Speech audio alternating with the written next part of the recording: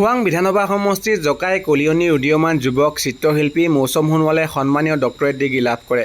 অসমীয়া জাতিৰ স্বাভিমান শৰাই আৰু জাপিৰ পেলনীয়া মাছৰ কাৰ্টুনেৰে নিৰ্মাণ কৰি ইণ্ডিয়া বুক অৱ ৰেকৰ্ডছ আৰু অসম বুক অৱ ৰেকৰ্ডছত স্থান লাভ কৰা ডিব্ৰুগড় জকাই অঞ্চলৰ আগশাৰীৰ চিত্ৰশিল্পী মৌচম সোণোৱাললৈ প্ৰদান কৰা হৈছে সন্মানীয় ডক্টৰেট।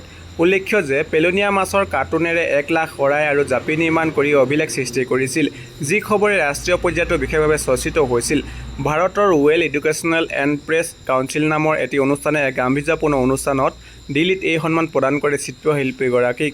এনে শুভক্ষণত আজি ডক্টৰ মৌচম সোণোৱালৰ বাসগৃহস্থিত কাৰ্যালয়ত উপস্থিত হৈ শুভেচ্ছা জ্ঞাপন কৰে যুৱ নেতা তথা ডিব্ৰুগড় উন্নয়ন প্ৰাধিকৰণৰ অধ্যক্ষ অসীম হাজৰিকাই। কৰ্মই যাৰ পৰিচয়, এই কৰ্মৰ যোগেদি আজি মৌচম সোণোৱাল ডক্টৰ মৌচম সোণোৱাল হিচাপে আজি দিল্লীৰ এখন অনুষ্ঠানৰ পৰা লাভ কৰিছে। আচলতে আমি স্বচ্ছতাৰ কথা কৈ থাকোঁ, পৰিষ্কাৰ পৰিচ্ছন্নতা ঈশ্বৰৰ পৰায়ণতা বুলি কোৱা হয়, আৰু এই পৰিষ্কাৰ কথা কৈ থাকোঁ। বহু ৰাইজে আগবাঢ়ি অহা দেখাও পাইছোঁ, কিন্তু আজি যে এই পেলনীয়া বস্তুৰ পৰাও যে এটা খুব সুন্দৰ এটি ব্যৱহাৰযোগ্য এটা বস্তু বনাব পাৰি, সেই কথাষাত আমাৰ মৌচম সোণোৱালৰ এটা দৃষ্টান্তমূলক এটা উদাহৰণ আদৰ্শ। আৰু তেখেতে ইতিমধ্যে সেই পেলনীয়া সামগ্ৰীৰ পৰা প্ৰায় 19,000 তেওঁ জাপি ইতিমধ্যে বনাইছে, লগতে 1,000খন শৰাই। তো গতিকে আজি এনে এটা এই অঞ্চলৰ যিখিনি উঠি অহা প্ৰজন্মক যিটো আদৰ্শ দেখাইছে, পৰিষ্কাৰ পৰিচ্ছন্নতাৰ মাজত আমি থাকিবলৈ হ'লে আমি পেলনীয়া সামগ্ৰীসমূহক আমি যাতে আকৌ পুনৰ ব্যৱহাৰযোগ্য কৰিব পাৰোঁ, আৰু সেই ব্যৱহাৰযোগ্য এটা দৃষ্টান্তমূলক আদৰ্শ যে কঢ়িয়াব পাৰে, তাৰ বহু কথাই আমি ইয়াত বুজোৱা যায়। আমি শৰাইখন আমাৰ অসমীয়া সমাজৰ আটাইতকৈ এটা ডাঙৰ সন্মান, প্ৰতিটো অনুষ্ঠানত লগাওঁ, ধাৰ্মিক অনুষ্ঠানত।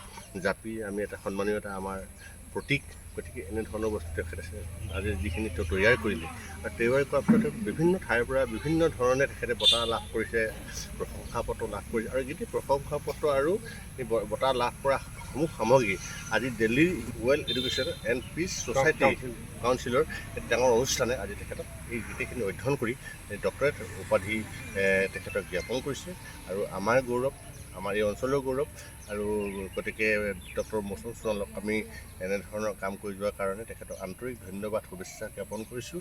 ভৱিষ্যতৰ দিনত তেখেতে এনেধৰণৰ আৰু কাম কৰি যাওক, আমি তেখেতৰ লগত সকলোৱে আছোঁ। আৰু এই অনুষ্ঠানৰ প্ৰত্যেকজন বিষয়ববীয়াক আমি ধন্যবাদ আৰু কৃতজ্ঞতা জ্ঞাপন কৰিছোঁ।